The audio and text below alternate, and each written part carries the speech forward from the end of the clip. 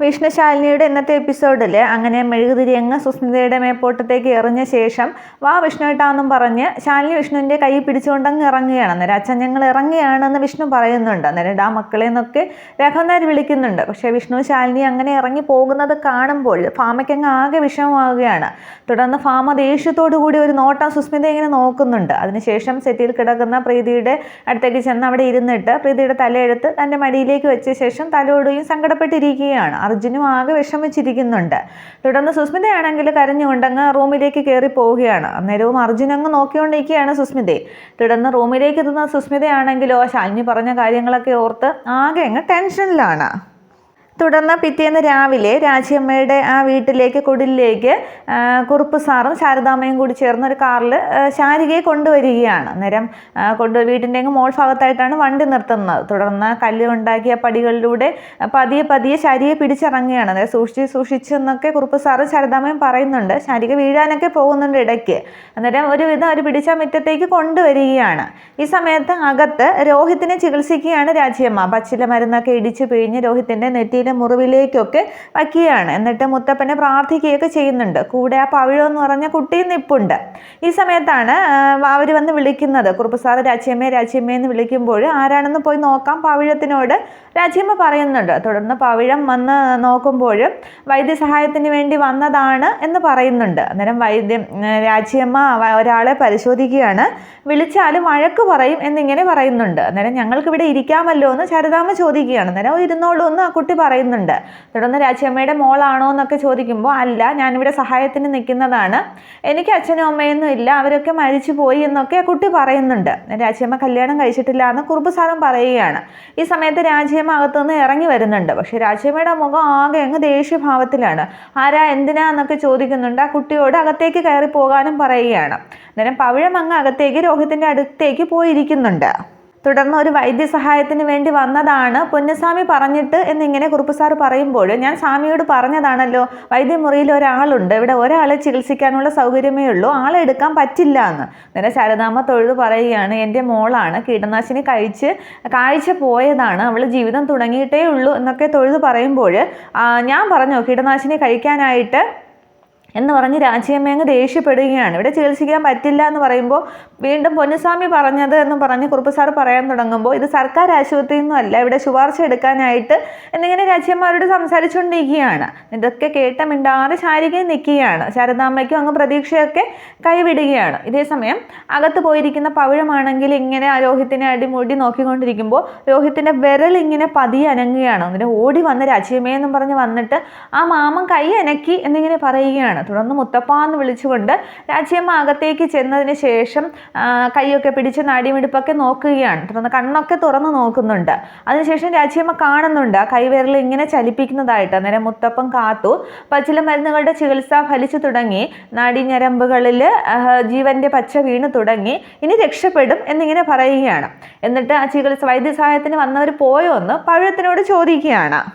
ഇതേസമയം ശാരികയ്ക്ക് അങ്ങ് ആകെ വിഷമവും ദേഷ്യവും ഒക്കെയാണ്. ആ സ്ത്രീ പോയോ, എന്തിനാ എന്നെ ഇവിടെ മാനം കെടുത്താനായിട്ട് കൊണ്ടുവന്നത്, നാട്ടിൽ നിന്ന് തന്നെ ഒരുപാട് അപവാദങ്ങളൊക്കെ കിട്ടിയില്ലേ, നമുക്ക് പോകാം എന്നൊക്കെ പറയുകയാണ്. അങ്ങനെ പോകാം എന്നൊക്കെ ശാരദാമ്മ പറയുന്നുണ്ട്. തുടർന്ന് അവർ ശാരികയും പിടിച്ചുകൊണ്ട് ആ പടിക്കെട്ട് കയറാൻ തുടങ്ങുമ്പോൾ പവിഴം വന്ന് പറയുന്നുണ്ട്, അതെ നിങ്ങളോട് നിൽക്കാൻ പറഞ്ഞു എന്ന്. അന്നേരം ശാരിക ചോദിക്കുന്നുണ്ട്, എന്തിനാ ഇനിയും മാനം കെടാനായിട്ട് എന്തിനാ നിൽക്കുന്നതെന്ന് ചോദിക്കുമ്പോൾ മോളുടെ വാശി ഒന്ന് കളയും, എന്തായാലും ഇവിടം വരെ വന്നതല്ലേ, നമുക്ക് കുറച്ചുകൂടി നിൽക്കാമെന്ന് ശാരദാമ്മ പറയുകയാണ്. തുടർന്ന് രാജിയമ്മയും പുറത്തേക്ക് ഇറങ്ങി വരികയാണ്. എന്നിട്ട് രാജിയമ്മ വളരെ സന്തോഷത്തിലാണ്. എന്നിട്ട് പറയുന്നുണ്ട്, മുത്തപ്പൻ്റെ കാരുണ്യം കൊണ്ടാണ് ഇവിടെ ചികിത്സയും ഫലപ്രാപ്തിയും ഒക്കെ ഉണ്ടാകുന്നത്.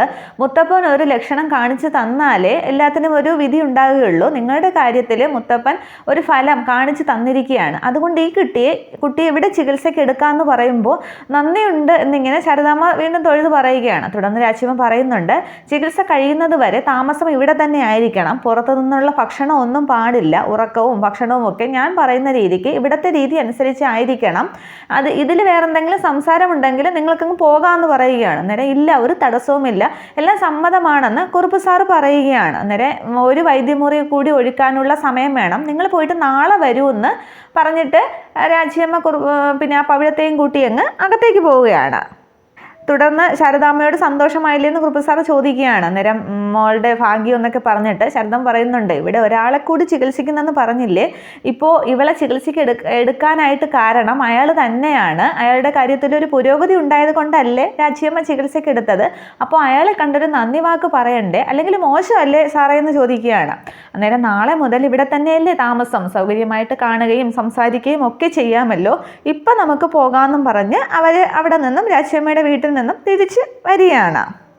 തുടർന്ന് കാണിക്കുന്നത് രാജീവിനെയാണ്. രാജീവാണെങ്കിൽ ഒരു ബാറിലിരുന്ന് മൂക്കറ്റം കുടിക്കുകയാണ്. ബോധം കെടാറായ ഒരവസ്ഥയുണ്ട്. എന്നിട്ടും അവിടെ കിടന്ന് വെള്ളം ഉണ്ടാക്കുകയാണ്, വീണ്ടും വേണമെന്നും പറഞ്ഞു. അന്നേരം മാനേജർ വന്ന് പറയുന്നുണ്ട്, മുതലാളി പറഞ്ഞു സാറിന് ഇനി തരണ്ടാന്ന്. അന്നേരം തൻ്റെ മുതലാളിയാണോ തീരുമാനിക്കുന്നത്, ഞാൻ ആരാണെന്നറിയാമോ, കോളേജ് ലെക്ചറാണ്, രാജീവ് രംഗനാഥാണ് എന്നൊക്കെ പറഞ്ഞ് ആ മാനേജറുടെ ഷർട്ടിനൊക്കെ കുത്തിപ്പിടിക്കുകയാണ്. ഈ സമയത്ത് വിഷ്ണു അവിടേക്ക് വരികയാണ്. വിഷ്ണു അത് കണ്ടിട്ട് എന്താ സാറേ പ്രശ്നമെന്ന് ചോദിക്കുമ്പോൾ ആ മാനേജർ കാര്യമൊക്കെ പറയുന്നുണ്ട്. 11 മണിക്ക് ബാറ് തുറക്കുമ്പോൾ ഇവിടെ വരുന്നതാണ്, രാത്രി 11 മണിയാകുന്നവരെ, ബോധം കെടുന്നവരെ ഇവിടെ കിടന്ന് കുടിക്കും.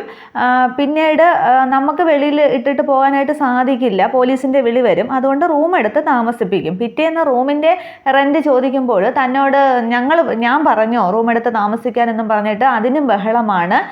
കുടിക്കാൻ മാത്രം കാശുണ്ട്, ഏതോ കോളേജ് ലെക്ചറാണെന്നാണ് ഒക്കെ പറയുന്നതെന്നും പറഞ്ഞ് സംസാരിക്കുകയാണ്. അന്നേരം രാജീവിന് വിഷ്ണുവിനെ കണ്ടിട്ട് മനസ്സിലാകുന്നുണ്ട്. എന്നിട്ട് വിഷ്ണു പറയുകയാണ്, ഈ പ്രശ്നം ഞാൻ പരിഹരിച്ചോളാം, ഞാൻ ചുമന്നോളാം, 2 പെഗ് കൂടി കൊടുക്കാൻ പറയുകയാണ്. തുടർന്ന് സാർ ഇവിടെ ഇരിക്കുന്നൊക്കെ പറഞ്ഞ് രാജീവിനെ പിടിച്ചിരുത്തുകയാണ്. തുടർന്ന് അവർ 2 പെഗ് കൂടി കൊണ്ടുവരുമ്പോൾ രാജീവിൻ്റെ കൂടെ വിഷ്ണു ഇരിക്കുന്നുണ്ട്. തുടർന്ന് രാജീവ് പറയുകയാണ്, അപ്പോൾ താനും ഇവിടെ എത്തിയല്ലേ, അന്നേ ഞാൻ പറഞ്ഞില്ലേ ശാരദാമ്മയുടെ മക്കളെ കല്യാണം കഴിക്കുന്നവർക്കൊക്കെ ഇത് തന്നെയാണ് ഗതിയെന്ന്. നമ്മൾ 2 പേരും എത്തി, ഇനി 3-മതൊരു ഹതഭാഗ്യം കൂടിയുണ്ട്, അവൻ എവിടെയാണോ എന്തോ എന്നൊക്കെ പറഞ്ഞിട്ട് ആ കൊണ്ടുവന്ന പെഗ് ഒഴിച്ചിട്ട് രാജീവ് എടുക്കുന്നുണ്ട്, വിഷ്ണുവിനും കൊടുക്കുകയാണ്. എന്നിട്ടും രാജീവ് പറയുകയാണ്, മരിക്കാനാണെങ്കിൽ ഒരുപാട് വഴികളുണ്ട്, വെള്ളത്തിൽ ചാടിച്ചാകാം, തീ വയ്ക്കാം, കെട്ടി തൂങ്ങിച്ചാവാം, പിന്നെ വിഷം കഴിക്കാം എന്നൊക്കെ പറഞ്ഞിട്ട് രാജീവ് അത് കുടിക്കാൻ തുടങ്ങുമ്പോൾ ചേഴ്സ് പറയുന്നില്ലേ എന്ന് വിഷ്ണു ചോദിക്കുകയാണ്. വിഷ്ണു ആ ഗ്ലാസും കൊണ്ടിരിക്കുകയാണ്. അന്നേരം പറയാമെന്ന് പറഞ്ഞിട്ട് ചേഴ്സ് പറഞ്ഞിട്ട് രാജീവ് ആ പെഗ് കുടിക്കുകയാണ്. തുടർന്ന് വിഷ്ണു പറയുന്നുണ്ട്, സാറ് പറഞ്ഞില്ലേ സന്തോഷവും സങ്കടവും ഒക്കെ ആഘോഷിക്കണമെന്ന്, അതുകൊണ്ടാണ് ചേഴ്സ് പറയുന്നില്ലേ എന്ന് ഞാൻ ചോദിച്ചത്. ഒരു സങ്കടകരമായ കാര്യമുണ്ട് എന്ന് പറഞ്ഞിട്ട് ശാരിക കീടനാശിനി എടുത്ത് കുടിച്ചു എന്ന് പറയുകയാണ്.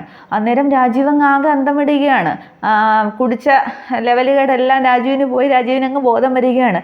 എന്താ പറഞ്ഞത് എന്നും പറഞ്ഞ് വിഷ്ണുവിനെ ഇങ്ങനെ അന്തം വിട്ട് നോക്കിക്കൊണ്ടിരിക്കുകയാണ്.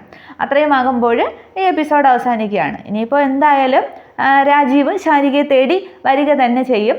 ഇനിയിപ്പോൾ നാളെ രാജ്യമ്മയുടെ വീട്ടിൽ ശാരദാമ്മ ശാരികയും കൊണ്ട് ചെല്ലുമ്പോൾ ഏതെങ്കിലും ഒരു അവസരത്തിൽ രോഹിത്തിനെ കണ്ടുമുട്ടുമായിരിക്കും.